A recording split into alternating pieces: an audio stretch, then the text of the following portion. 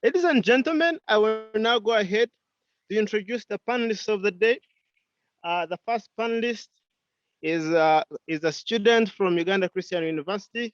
She's in her third year of law school. She has been a national champion and East African champions in forensics, that is debate and public speaking. And my hope is that you will learn a lot from her. Ladies and gentlemen, let us welcome Maria Siperia Nachigude. You're welcome, Maria Siperia Nachigude. The second person that I'm going to introduce is a student of petroleum engineering. She's a climate change activist. She is a social influencer and has participated in very many campaigns on social media to ensure we can bring justice to certain things in our society. The person I'm going to introduce is a microfinance and finance expert who will be discussing the economics of this climate justice movement. He is a student in third year of microfinance and business administration. To welcome the first panelist to address us on a very important topic, and that is going to be Miss Achigude Maria Siperia. And the topic she's going to be addressing is, is how can young people accelerate the climate justice movement or initiative or campaign. Maria Siperia Nachigude, the floor is yours for the next 7 minutes. Issue on how the youth can actually engage or catalyze local climate justice initiative campaign. Before I even get to that, I need to highlight a few things on why actually the climate has been downsized or actually gone to these extremes that are dangerous to the society. And why is it necessarily incumbent on the youth to actually take lead in some of these things? So we need to understand first and foremost that climate change or the current climate downfall that could be going on, the biggest cause is the depletion of natural resources. And as such, we tend to have a lot of carbon dioxide within the atmosphere. And that also changes the ecosystem. And at the end of the day, we end up with issues like global warming. Yeah. So why it is incumbent on the youth, first and foremost, is that the youth actually takes up 70% of the population, especially in Uganda. And we see that it is also the major problem that could affect their livelihoodness as the youth is actually this global warming. And I'll show you that at the end of the day, what has been done, the sensitization, emphasizing on afforestation and all that may not be something that is very important. But also, I would love to also take you through the legal perspective of it, why it is important that also the youth why it is important for the youth to get into some of these climate campaign justices. They must also be aware of the law regarding to that, because it is important for us to know that the law is the rule of the society.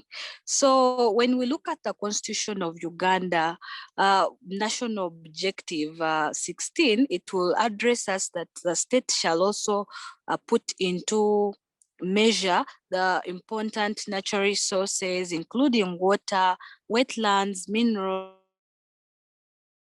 oil, flora, on behalf of Uganda at large.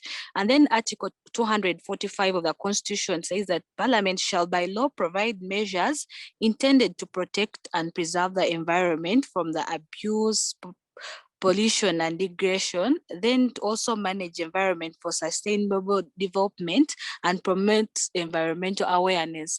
Now, for the youth to actually be able to actively catalyze the climate justice, they need to know the law behind this.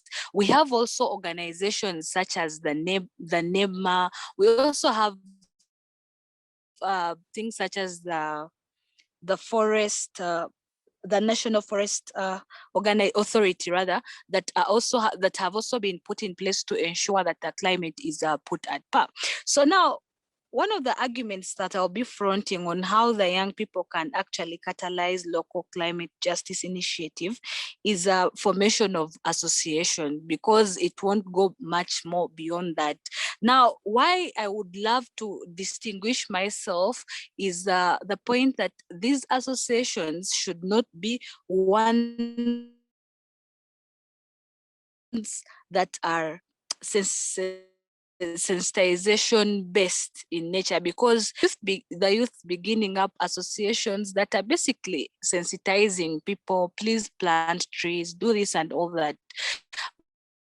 But I would love to differ from that point, because I think that the sensitization bit has already been done. So now the associations that I'm actually arguing for are the associations that engage, that are actually more involvement based than actually sensitization based. So why do I think that that is even a much more workable method? Is because first and foremost, I've already showed you that the youths derive their livelihood generally from the climate, because how could they even breathe so well if we have too much global warming within the space? So the youth carrying out formation of associations that are naturally involving than sensitizing will help us. And we have also seen that around the Rwenzori region, the Rwenzori fraternity, there has been a, a, an association that has been created called the Rwenzori fraternity that has planted over 100,000 trees around Mountain Rwenzori in a period of a year. And their target is actually to hit 2 million 2 million trees rather in 3 years. You see, that kind of initiative is one that that will seek to downsize this kind of climate, the climate downfall that we are having. And how? Because you see that, especially that if now that we have already recognized the fact that the biggest cause of global warming is the result of having too much carbon dioxide within the space, that means that even then the best way to curb down that kind of a thing is to come up with methods that are going to curb the carbon dioxide within the space, and that is increasing our vegetative cover. Now, the problem that is actually facing the afforestation currently is that when people cut down trees, or when trees are cut down, they are not replaced as they were. Science reveals that trees with smaller leaves, such as the eucalyptus trees, do not necessarily do much in actually curbing down carbon dioxide levels, as much as those that have bigger leaves that are actually being cut down for now, the smaller lived trees. So we think that the youth should also take note into this and understand the kind of species of trees that actually should be planted. So there has been also a rise on the failure to balance the interest of capitalism vis-a-vis nature. We look at the fact that the youth have also been participating actively in realizing very many industries within our country, because they are motivated to begin up some of these industries for their own economic ventures, and of course the wave of capitalism. Why that is very problematic also is that when they go, like when you look at places like Namamve, where most of the industries have been placed, those places were originally swamps. And we think that that also becomes problematic, because an industry, unlike the swamp, produces fumes that are also very problematic to the society. So we think that the youth can involve themselves by looking at other ways on how they can actually develop. And I'll be showing you also how the youth can carry or can still earn even without degrading the environment itself. So in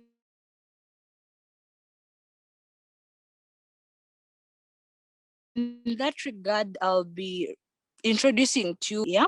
So carbon marketing is a transaction with more carbon within the society gets money. So that means that if we involve the youth more in that kind of transaction, we not only create the employment that they were fighting for in the industrialized area, but we also go ahead and preserve the environment. So on that point, we think that one of the reasons why capitalism or industrialization still is looked over our nature or over our climate is because of the struggling youth that we have, the employment opportunities and that.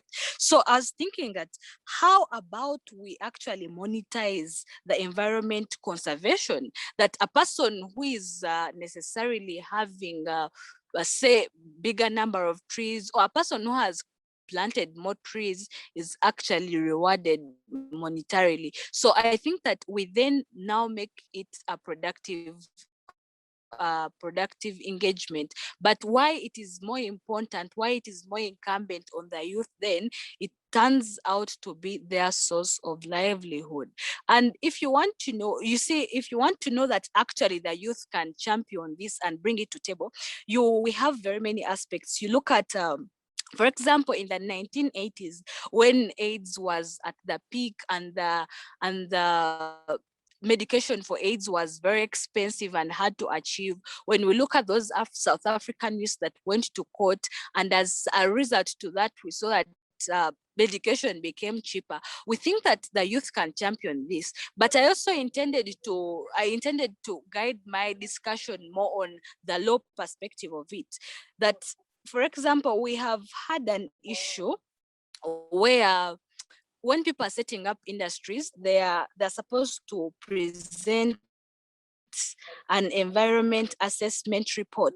That environment assessment report is majorly meant to help the government entirely know whether or not such a project will ambition up very many bad or destructive elements to the climate. So we have had scenarios where those people who make the environment assessment report are actually bribed at the expense of the climate of the world. Apart from that, we think that the youth can champion some of these things and act up as whistleblowers, yes, such that the environment at the end of the day can be conserved. Now, a person may have the youth for sake and challenge taken up by NEMA. Yes, they can challenge that. We have a provision in law that is called the public interest litigation and social interest litigation. Those two kinds of litigations are one that may help the youth to actually make sure that the law on the environment or the law on climate are preserved. So that means that the youth get up and notice, or they make sure that they keep a keen eye. That is to say, they also avoid being corrupt in such instances and taking up bribes at the expense of giving some of these false witness statements, or even false compliments, or even false reports about a project would be on the government. Thank you so much, Maria Siberia, for that wonderful insight, drawing from history, how we managed to defeat HIV as a nation and as a continent through the mass mobilization of people, but also showing how we can monetize this carbon capture technology to ensure that even those who are engaged in the space can have a dividend at the end of the day. You cite something quite important on how young people don't simply have to do sensitization campaigns, but probably have to go ahead and become whistleblowers and participate actively in climate change justice movements. I do not know. I do not know what you think. I just want to get your perspective. Why do you think young people don't feel interested in climate change movements? Why do you think they are not interested? Yet this is something that is pertinent to their future. Maria, I'll pick you for the last 90 seconds, and we will call your submission a day. Yes, Maria. Why I think that the youth have not picked up interest in some of these things is because the fact that they have not been motivated. You see, the problems that the youth are facing are most especially incumbent on the unemployment part of point. So if you want to approach their problem, you approach it from there, but also see that you benefit the society. That is why I suggested that we should monetize this kind of campaign, or monetize environmental conservation, such that at the end of the day, the youth are even more encouraged to join such campaigns, because one, they are also approached from their point of need, the employment point of view. So the question would now stop being, where do I gain from? The question would start being, the question will now become on realizing, how do I even get more from here? But at the same time, we see that we still achieve the climate preservation at the end of the day. And that's why I also told you that we should now look at carbon marketing so much that the youth can actively engage here. And in the end, we actually end up achieving climate preservation at the end of the day. So I think that the youth have generally not been motivated, especially that their problems have been on the monetary point of view. So should we now solve that problem, especially that we already have funds and the government is mandated to ensure that the climate is preserved. We now put the youth in such position. Thank you. Okay. Maris Perry, I think you make a very important point that the youth don't have an incentive that is financial in nature. I wanted to ask other panelists whether they think there is any incentive apart from money that the youth can have to actively engage in the current climate justice movement.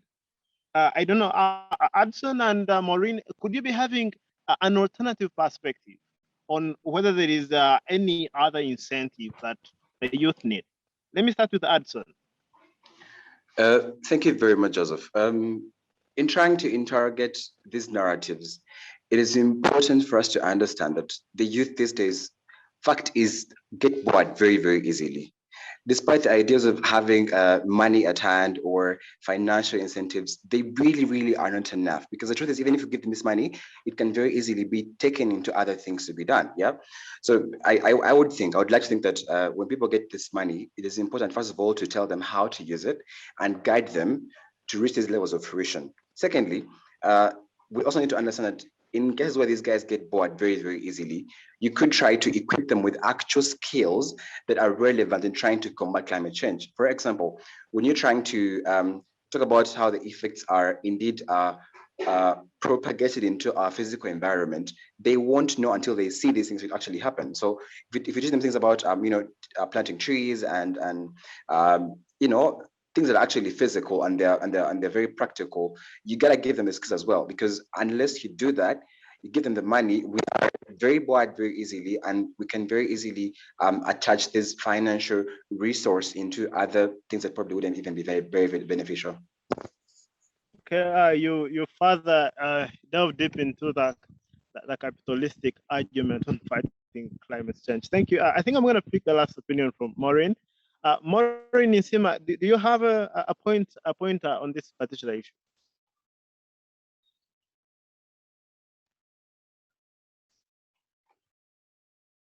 Maureen Nsima, do you have any particular pointer on this particular issue? Yes, please. Thank you so much. Yeah, thank you so much. From my point of view, I think for the youth participation to actually be amplified, it is very important that we get to understand the link between the climate change and how we can, in one or the other, gain economically, and then in the long run try to mitigate the effects of climate change. And through that, I think it is through innovative, creating different innovative ideas and being creative all around in order to look forward to a clearer future, green future. Thank you. All right, thank you so much, Maureen. I think Maureen starts by hinting on I think what she's going to present. So I think we're going to continue and have you. Of course, there are more questions on the floor concerning corruption. How can young people be involved in mass whistleblowing? You know how call out culture is all prevalent on social media against sexual harassment and all other things which people deem serious. How about call out culture is used as a weapon in this case? So we shall pick the audience a little bit later to see what your opinions are on how we can curb this entire idea of corrupt people who are selling our environment to their greed. Let me now welcome Maureen. Maureen wants to give, she's going to give us the science perspective on how young people can innovate and build initiatives that are scientific, but let's say also capitalistic in nature, to ensure we can deal with both the effects or even the things which can lead us to the worst of circumstances. Maureen, the floor is yours. Thank you so much, Mr. Tahinduka. Ladies and gentlemen, good afternoon. Maureen Nisima once again. The question posed to us today is, how can science be a basis in inspiring young people to adapt to climate change? Looking at this, I'll dissect it into three. There is science, then there is us, the youth, and then there is climate change. We understand from whichever classes that we've interfaced in, we've been indulging in, that science underpins the global consensus on the need for action. This implies that science studies are the ones that document these climate change responses, and in doing so, science builds a foundation for understanding how lives are impacted by climate change and what can be done to slow or reverse the changes. For example, each of the 3 last decades, it has been successively warmer at the Earth's surface than any preceding decades. And this is expected to actually cause approximately to 250,000 additional deaths per year between 2030 and 2050. And all this depicts a collision we are on with nature. And this is what triggered the UN to come up with Vision 2020, where they came up with different SDG goals for which we can tackle in order to curb all these negative effects. And how can we, the youth, use this science as a basis to tackle climate change? It is a question that we need to pose to ourselves a number of times in case, if you want to actually benefit out of that, if I may say, use this climate change effects as a blessing in this case. You and I know that with current policies and of course the time taken to have them implemented, perpetually puts us in a hard place to effectively take part open-handedly, right from the constitution, the climate change bills. All those are always in a language, I may say, in English, which is not okay. You and I know that the implementers are the chairmen deep down in the villages, the mothers, the local people, that are people who take a very big role when it comes to implementation. And how do we incorporate that opportunity, so I may call it, to our setting so that we can gain from it? We shall, it is important that we acknowledge the fact that science cannot work just as it in order to curb climate changes. It has to be incorporated into technology, thus having application of science in our creative and innovative acts seeming to be our way in order for us to be able to play a very big role in the process of mitigating climate change adverse effects, and ultimately increase our economic value, and so I may call it reduce unemployment at the same time. Firstly, it is important to note that the new technologies and the effective innovative policies will spur low carbon innovation and support the creation of low carbon business models and help us in phasing out the pollution ones. And it is not easy for us to going through ideation. As youth, we need a certain environment for us to spur, to ignite that creativity, that innovativeness. So which means we need to target like Ireland talked about the SDGs. We study them, understand what are they about. You see here and there people creating projects in relation to that. We as the youth need to get in that space, study what they are, and see how we can benefit from those big bodies, and at the same time eliminate or mitigate the adverse effects. And excuse me, and we can only get to this through class stratification reduction. Class stratification reduction, I may explain it as a form of social stratification in which a society is separated or divided into parties whose members have different access to resources and power. Here I'm talking about, in a clear understanding, the rural people and the urban people. I'm sorry to put it that way, but okay, this is how it is generally interpreted, whereby where the rural people stop, it's where the urban people start from. Not like there is no integration of ideas amongst the two categories, and this creates a very, very, very big problem.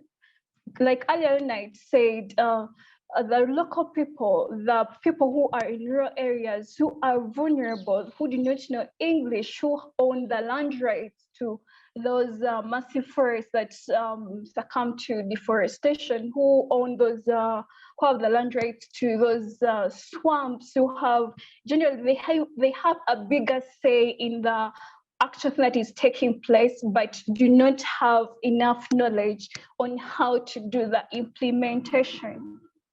And then secondly, in order to tackle class stratification, we need to take on the circular economy. We can do this through a number of ways. From a personal point of view, I'll talk about localizing everything. Localizing everything, I'll go back to maybe the climate change bill. If we as youth can lay back or do whatever we can through sensitization, through social media, all that done through social media and stuff, we make sure that the message gets to the people. We bring people into the conversation and raise awareness, and we make sure that the people or the bodies responsible actually look at localizing the bills, the policies as the main point. When this is done, and maybe the leaders down there are able to understand what is actually taking place, that way I believe we shall be able to mitigate cases of deforestation, swamp reclamation, and all those other sorts of things. And I think some other thing attached to localizing everything is exposure to green skilling. We've had different youth movements organizing activities that entail training the youth on tile roofing, training them on how to create briquettes, all those sorts of things. But how many youth take the initiative to join in? They have different reasons. Some, like someone said, they get bored easily. They look at the money perspective first, and then and because of that, some of them are not actually moved to take part. So in case of such activities, in case of such activities like green skilling, which may lead to a greener future, it is important that these skills are actually pushed way back to the people, that take it to the people who actually need them. People who look at blue-collar jobs as a way to go. People who, I'm not trying to assert that they should, people who are maybe university graduates or sorts should not be exposed to this. But my point is they should have equal opportunities to such chances as those people do. And that way we shall be able to amplify, to have those skills amplified nationwide, and we find it easy to have everything implemented. Then the last point is we've had different movements, and amongst this audience, we are many people, and we belong to different organizations, different groups, different everything. There is instances where we go out and we are carrying out philanthropic motives. We are distributing this, we are distributing all sorts of things. I'll give this short story, so it won't take a lot of time, Mr. Tahinduka, I beg. There is a lady now 20. She's so motivated. She's so in love with environmental conservation. And when she was asked why she has that urge, that wanting to see everything around her greener, the reason was when she was 5 years of age, there's a movement where they were distributing food to the people who are really needy, and there's this movement initiated by UN Women, whereby that kid was given a tree plant seedling at that age. That for her was a light. It was something to show her that this is very important. So she grew up from a tender age up to now, knowing that it is important and very crucial to be around a greener environment. For what I've not articulated, I beg you all to raise your questions so that I can have it articulated. Otherwise, thank you so much. Over to you, moderator. Thank you.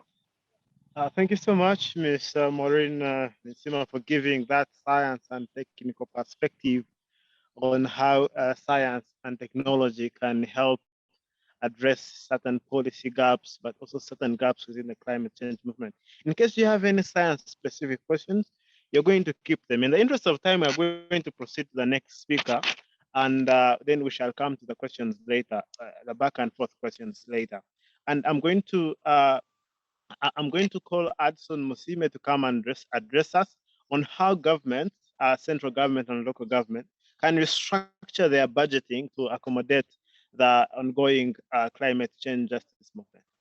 Adson Musime, the floor is yours, and feel free to use your video if you want to. Over to you, please. You have 7 minutes, so by 48, you should be done. Thank you.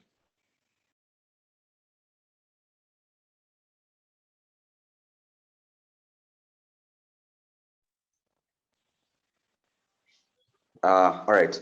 So in trying to demystify these myriad tactics of the economy, it is important for us to understand that the uncertainty we have in this inherency of economic analysis is tending to environmental regulations in our economy that's obviously magnified by things like uncertainties, for example.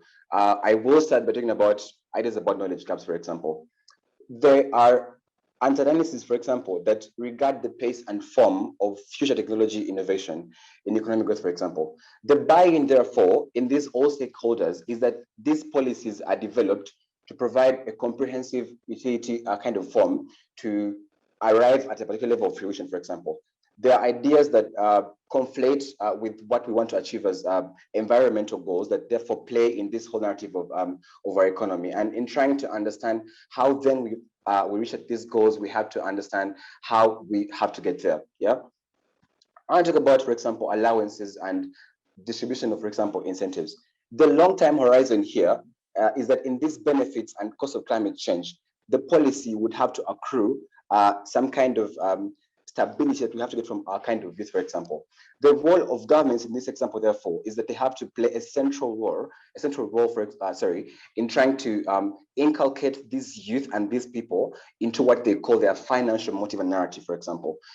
Also relevant to decision makers, therefore, is how the cost of, for example, a market-oriented climate policy will be distributed across households with different consumption patterns and levels of wealth, obviously.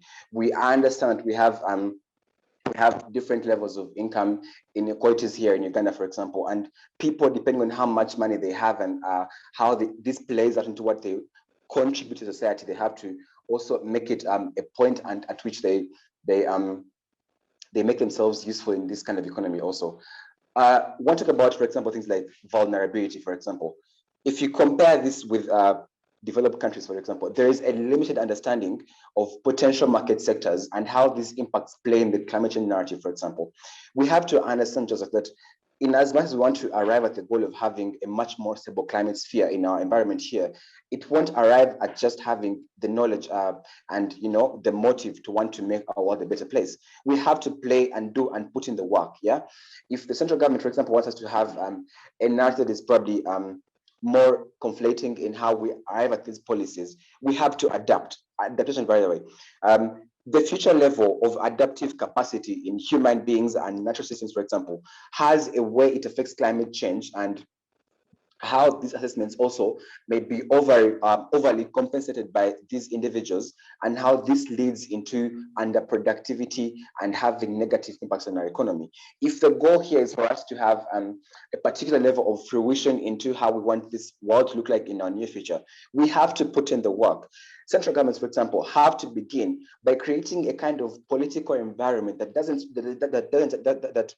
doesn't only structure itself in providing the economic resources, but also being able to provide the required incentives that are not only economic but also physical. For example, the livelihoods of people and youth in this country are based on the narrative that the economic growth we have in this climate change impacts, for example, is run by narratives that also run about, that the same narratives which run about things like ignorance, for example. So in trying to fill these knowledge gaps, we also have to try to understand that the government in itself has to play a very, very crucial role in how we distill these narratives into the minds of our young humans in society, for example. Third, the socioeconomic trends and future predictions in this country of development affect our estimates of future climate change narratives, and it also affects these different estimates of development trends and lead to a reversal from, of course, a positive future. The horizon here, like I mentioned, the long-term horizon here is to have benefits and costs of climate change that are almost at the same level, so we can change these policies to fit and therefore have them accrue a different kind of fruition level, which we get from people being involved in this central system. Yeah. So first of all, local governments have to understand that they play a very, very crucial role in how we perceive this information. Like I said, we are living in an information era where people to be productive have to be equipped with the required kind of information. So unless we are equipped with this kind of information, we won't be able to be any productive, for example, because it is dependent entirely on us to have the resources and the incentives and the necessary political environment, and therefore also the required information. Mentioned something about what the future looks like for us if we don't play into the same narrative. We are headed for a very dark place, I must say, because the point is that we are failing to acknowledge that we have a climate change problem and therefore can't commit our resources and our brains into combating the said problem because we don't know we don't even know what it actually means. We need to understand, for example, what the previous speaker said about a circular economy. It plays into an idea that creates like a circular kind of format into how people produce, make productions that therefore are also being able to be used and then returned back. It's a form of economic recycling, for example. You have to understand that the allowance and distribution of these same narratives into the brains of who you want to be productive play a very, very major role in how we want them to also create a comfortable world for all of us. Now, lastly, there are things that are actual solutions that can be done by these local governments in helping us arrive at a level that they want us to be in terms of contributing to how the climate and the economics of this country run in the near future. For example, we need to first acknowledge that there is a problem in this country, which problem stops us from, first of all, putting in the work, and second of all, delegating the required amount of time and resources to be able to be productive in playing around the same goals and narratives. Second of all, there are things like that should be basic common knowledge for everyone. For example, it's like tree growing. They say when you cut a tree, you plant two. We need to have long-term solutions that are actually being fronted majorly by this youth, and how they play into this economic system is basically on how much information they have and how much they're able to understand and also be very, very productive. I think my time is done now. Thank you, Joseph. Thank you so much, Mr. Hudson Musime, for giving perspective to why local governments and central governments have to, in the first place, know that if nothing is done in terms of restructuring their financing and budgeting, then we are headed for dark ages. Ladies and gentlemen, if you have any questions at a particular moment in time, if you have submissions, we will pick you up here. We are ending this session in just a few minutes. In case you have a submission, just raise up your hand. I'm seeing no hand raised up yet, and I will be taking first come, first served. Okay, I see Joshua Kingdom, the floor is yours. Before Joshua comes to the floor, in case you don't know how to raise up your hand, just click on your right hand lowest corner. There is, you'll see a hand which says raise hand, and then you use that. Joshua Kingdom will come first. The opportunity. Now, first of all, I thank the panelists, Nemusima, Speria, as well as Adson, for the insightful submissions. However, I have some sort of submission, particularly in reaction to Nemusima's submission, because she talked more about science. Now, my concern is more about sustainability. Now, it might be a little bit controversial, but I feel like putting it out there and see what people have to say about it. However, before I say it, it's clear to me that climatic change is a real thing, and I do not deny it. I know that its facts, its effects are very, very real. However, my question is on sustainability.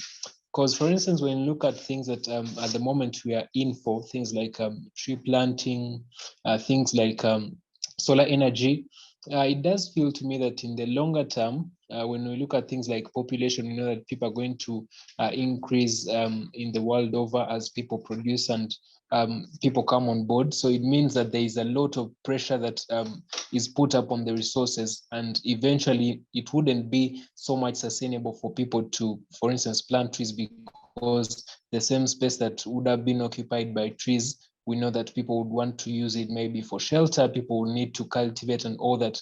And it does seem to me then that in the long run, we might not only seek science in the sense that Nemusima is talking about, where we know the facts and the side effects that climatic change is going to bring about, but also seeking a solution from science. So I'm looking at things like, for instance, where the human beings have to sort of make a hybrid with technology and like become adaptive, you get. So we have a human being who can feel the sunshine, can feel the global warming, but kind of has those extra powers to sort of thrive in that kind of atmosphere.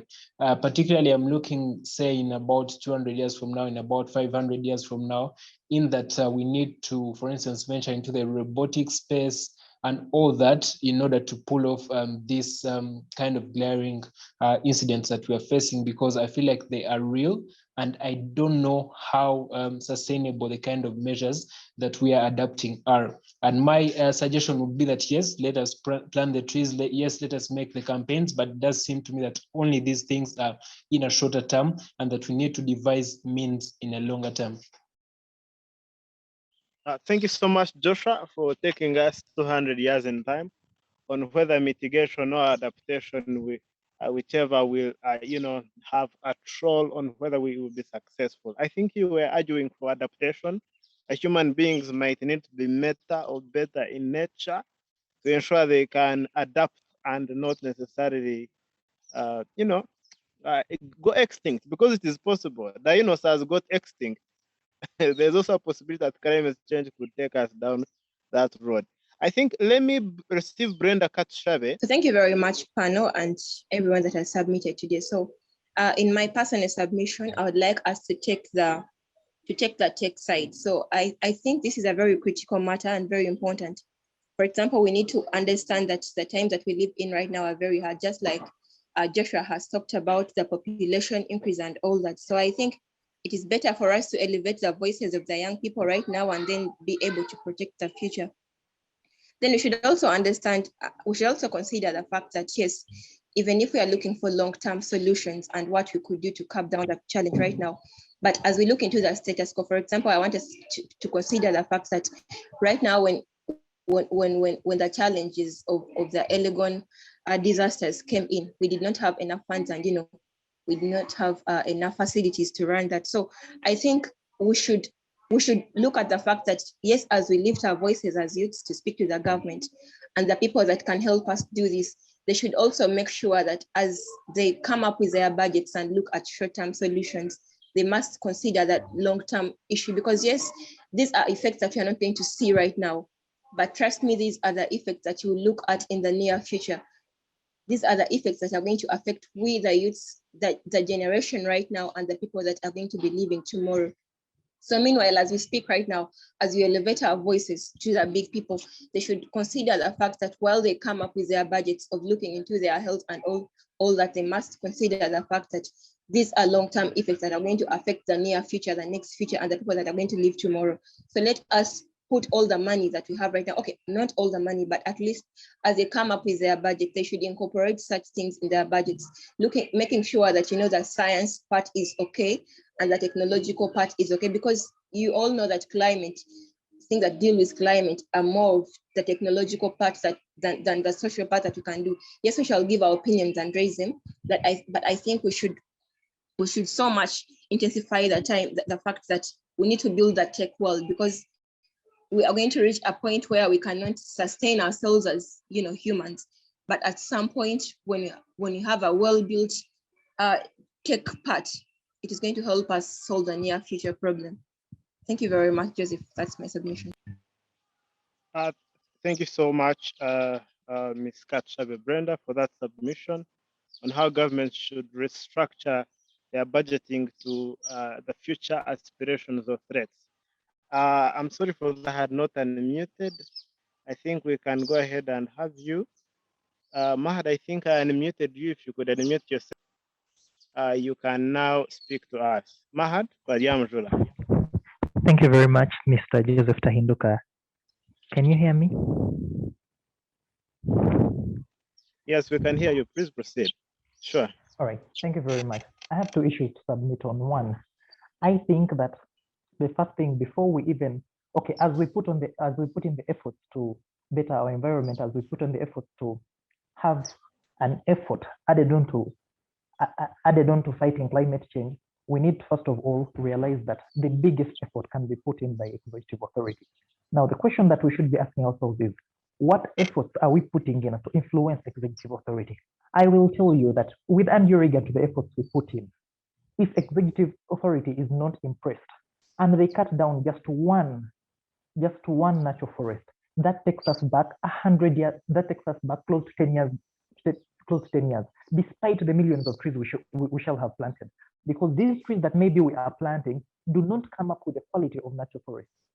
That is the biggest problem. Then secondly, I think we should for now be entering into memorandums of understanding or understanding with the government or the executive authority to preserve, because before we even talk about planting more trees, we should look at preserving the natural environment that we're having currently. Because if we fail to preserve the natural environment we are having currently, then it is so much impossible for us to even predict the near future.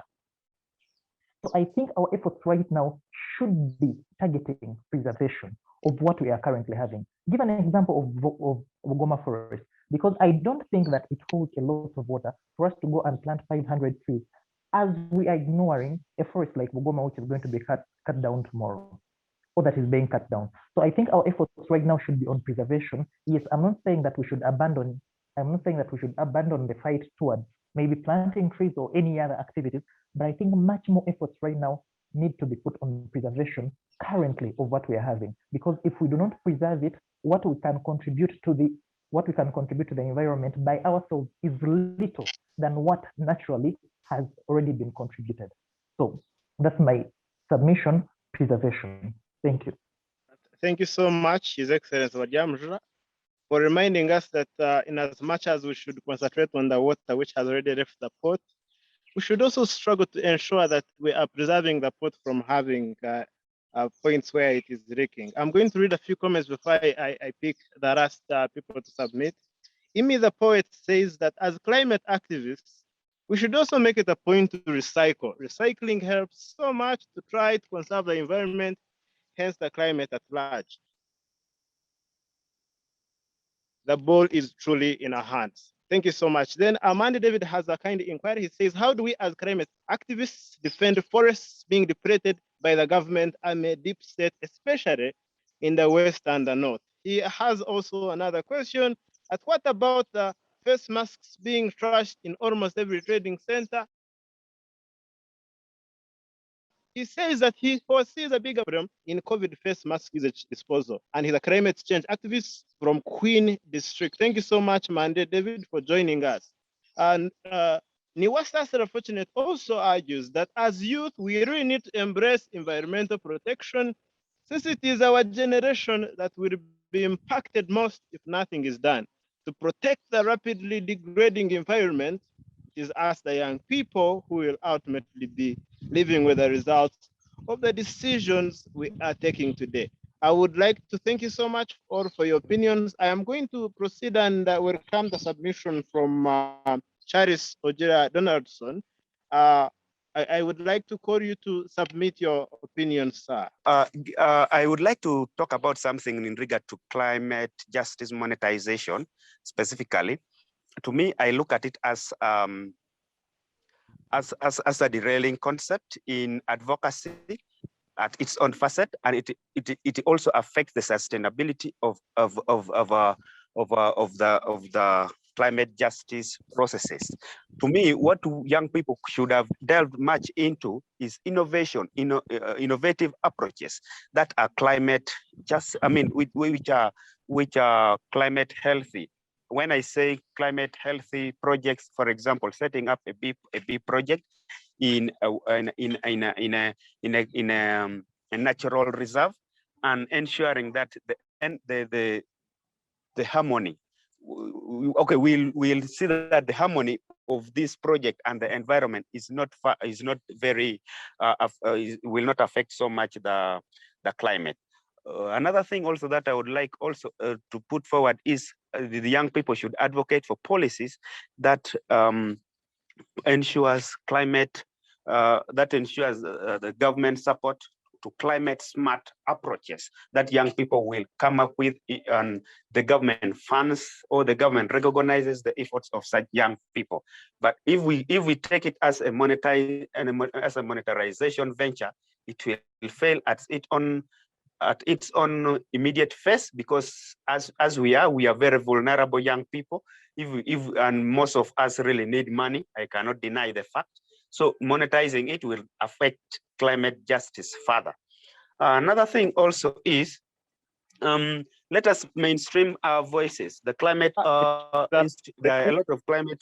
May I conclude then? Joseph, do you mind if I conclude? Yes, I mind, but you have 30 seconds to conclude. Okay, what I'm talking about is that we should mainstream young voices from the grassroots to the national platforms, so that we are able to have a unified voice to fight for the climate justice and for the sake of our environment that we are talking about. Thank you so much. Hope now the pitch of my voice is raised. My name is Onimas Kansime, and climate change surely is a topic that no one should miss, and of course an action which all of us must take. So when I listen to some of the participants saying that the young people need to be gotten into spaces where they can make decisions on climate change, be heard. But of course, we know sometimes we use these opportunities to utilize our wardrobes And at some point, there is always a question of to do what specifically in those spaces. So that is something that everyone has to define, and then we can be relating to those spaces. But of course, according to the WWF, climate change is over increasing because of maybe two major reasons: humanity's increased use of fossil fuels and also deforestation. Because like we can take an example of deforestation, because like shortly after the ice age, that is over 10,000 years ago, 57% of the world's habitable land was covered by forest. And even if you look at how much forest cover we have lost, over 3.6 million square kilometers of tree cover from 2001 to 2018, that's too much. So questions remain. What is this new climate change war? Is it a war with technology, with climate smart approaches? And then what's the war against those climate smart approaches? Is it the fact that the government is not prioritizing funding innovation? Then we have the media and the social media. And what are those weapons against the weapons we have to use in media and social media? Could it be the government crackdown on, on the internet via taxation? We also have the creatives. So I think also as we look at being allowed into spaces of decision making, we must choose our weapons appropriately, that even when we are not on those tables, we can still shoot. So the question is the world losing the war on climate change? Maybe when we look at the tributary and distributary model, which of course we get the derivative of the DECO model, the destructive versus constructive, we know there is a lot being done in human activity to destroy the environment, more than what is being done to recover what is destroyed. Then is climate change impact evident? Yes, we can see climate change impact. But then the other question is climate action evident? When 100 trees are cut down and only 2 are planted, can you see the impact of the 2 surely? I can say no. So there is a lot of climate change happening that is evident, and the climate action is not Mbabazi Claire says environmental conservation is very crucial in our nation. It should be well thought about by the concerned authority. Thank you so much, Claire. Haja Nagai says, as climate activists, recycling starts with us. At my place, whatever we push to use is kept and pushed to use with time, especially the non-biodegradable materials. We make products that can be pushed to use without endangering the environment and climate at large. Daniel Jingo says the government has to come up with measures to sensitize the indigenous people about the values of preserving nature and implement alternatives for people whose economy depends on acts that pollute nature. Evelyn Kimong also suggests that there should be more to conservation beside planting trees. In rural areas where I am, thousands of trees are being cut down by charcoal dealers, which leaves the future of a climate in a very uncertain space. Okay, Brenda, I'm going to read yours since you already submitted. Anjam Simanta Charlotte from Barara says, one of the major issues we battle with monetization is that authorities are monetizing climate conservation at our expense. We as a youth must come up and fight for a common cause, which can be done by setting up a campaign through our social media platform. Nowarinda Andy says environmental conservation is pertinent and very crucial in our nation, and it should be well thought about by concerned authorities. It's true that concerned authorities should put up, even though it starts with an individual. Thank you so much for the panelists. It was a very insightful session. I just have maybe about 3 comments that I have to make. I think most often times we have treated climate injustice as just some different injustice. And I think this comes to what Onesimus was saying about the action. I think the youth, the young people, need to act beyond just these conferences and attending conferences of climate year in, year out. Because ideally, if any person, just like how we treat the rapists and those other sexual injustices in society, where we ridicule them on social media, where we do anything we can, we take them to prison, we cut them out, that is the kind of the similar vigor that we need for us to combat climate injustices. We must treat climate injustice as any urgent and deplorable injustice in society. Just like how we treat sexual harassment, just like how we treat all those kinds of injustices. I think that's very important. And then lastly, I think we also need to look at the idea of affordability. It's not right for these NGOs and government to just put us in this vehicle, climate change. You guys are going to, you guys are going to be in prison, you're doing deforestation. Have them putting some real measures that are workable. For instance, our society, largely people are poor, so it don't make sense really when you say people should not cut trees without giving them like tax cuts or things like on the other alternatives of energy, say gas cookers or maybe electricity and those other utilities they can use. So the government and the NGOs as well, they have to take that step that makes clean energy really affordable and not just blaming people who are going to go for deforestation. Lastly, we are in COVID right now, so we've all gone home, people are in villages. Definitely, they're doing deforestation more than they will ever do, right? Because they have no income, they have no interest of money, so that's what they're continuously doing. Now they're cutting trees, so the only way you can have these people is to give them affordable options. And then if we can act, even starting today, all of us who have been in this meeting, we share some means, we make some social media awareness or whatever, some action, and not just to stop just in meetings and all that. I think we shall do better. We shall be a step forward towards combating climate injustice. Thank you so much, panelists. Thank you so much, Edgar Mtunjisa, for reminding us contextual about the United Nations Measurement Guide. It argues that every action counts, even the smallest of all actions. The smallest of all actions of not dumping that bottle you bought from the shop, the smallest of actions of planting that tree, of advocating in that local council meeting that forest should not be cut down, or they should just cut down a bit and replace immediately, of advocating that there should be more climate change funding. Thank you so much for that submission. Well, as regards to this matter, more strong leadership is also urgently needed within the development partners. Despite the development of a joint assistance strategy, the donor action on climate change has to date been disparate and uncoordinated and has been bypassed coordination mechanisms such as sector working groups, with themselves have yet to develop a collaborative response on climate change issues and uncoordinated actions. So which at times threatens the stiff and existing capacity on the climate change in Uganda to produce damaging parallel initiatives. Nevertheless, we normally have positive actions that are underway. Most notably, that's to the leading with several packages and support to establish a national climate change unit and to mainstream climate change into planning and development a national strategy for adaptation. Whilst in this support, we clearly need is to focus on the financial commitments by donors to support adaptation on the ground at the moment. Thank you very much.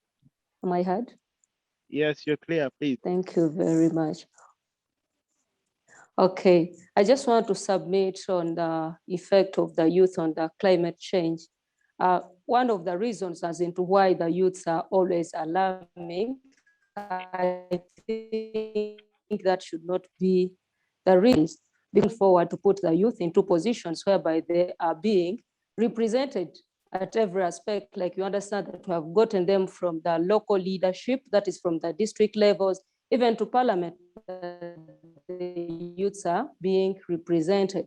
But the challenge is one that most, especially in we, the young people, the youth, we are very much corrupt because we want to gain so fast. You find that you compromise even something that is not called for. So we, the youth, should work very hard and make sure that when we are given those positions, more especially to work upon the environment or something to do with climate change, let's be people that should be in good position to establish our morals.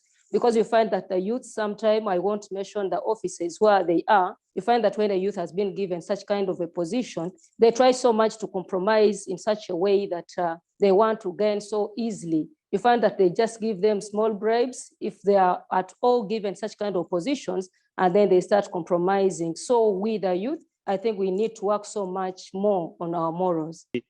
Close this session with quite a very, very important note that the people need to also look at us in the eyes and see that even when they get sources that are necessary to see to it post climate justice, that they utilize those the right way.